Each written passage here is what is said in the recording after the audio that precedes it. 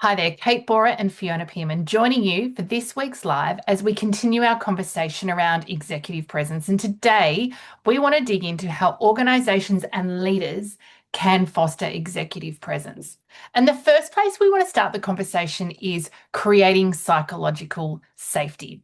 Executive presence flourishes in environments where people feel safe.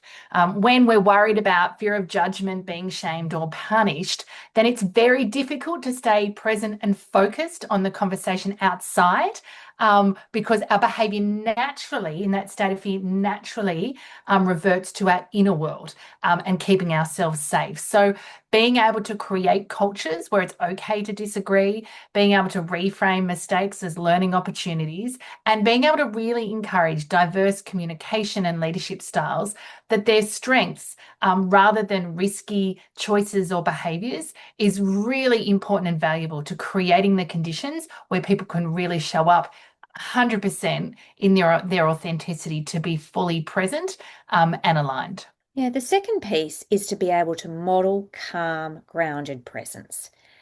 People aren't going to learn presence by just being told to speak up or be bolder. They actually learn it by observing and watching other leaders, how they hold themselves, particularly under pressure. It's that ability to show composure, empathy, and authenticity, even when things are difficult, uncertain, or gnarly. That steadiness is what signals safety and confidence.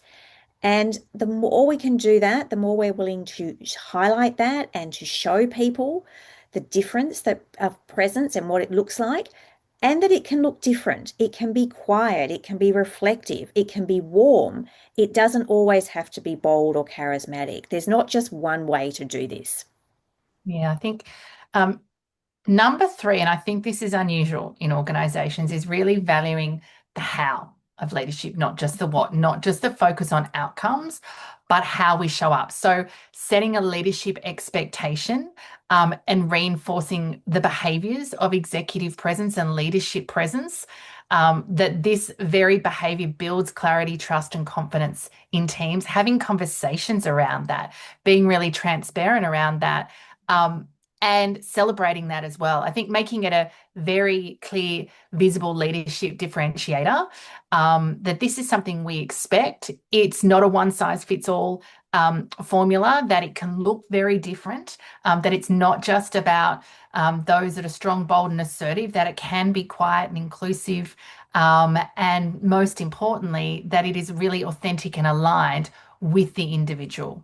The fourth piece is about coaching people through practice, through giving this a go, not trying to get it perfect. Like confidence, presence develops the more we practice it in the real world. And so the expectation for leaders is to support the development of presence, to support this leadership skill, to help emerging leaders as they're building presence. They're not going to feel comfortable at first. They're going to feel awkward. They're going to feel maybe shy. They're going to tend to naturally contract. And so finding small places, small opportunities where they can be visible. Maybe it's leading a meeting with some more senior stakeholders. Maybe it's mentoring someone more junior in the team. Maybe it's presenting some updates. What are the ways in which there are small steps for them to start to practice and experiment with the way their presence lands with others? And then based on that, you can also provide some really useful feedback. And this is about things that they may not be conscious of, their tone, their body language, how clear they're being in the meeting. And this is not about polishing that they need to somehow be perfect. It's about being willing to look at ways in which they can enhance the impact they're having and reflect on that and repeat and give new things a go.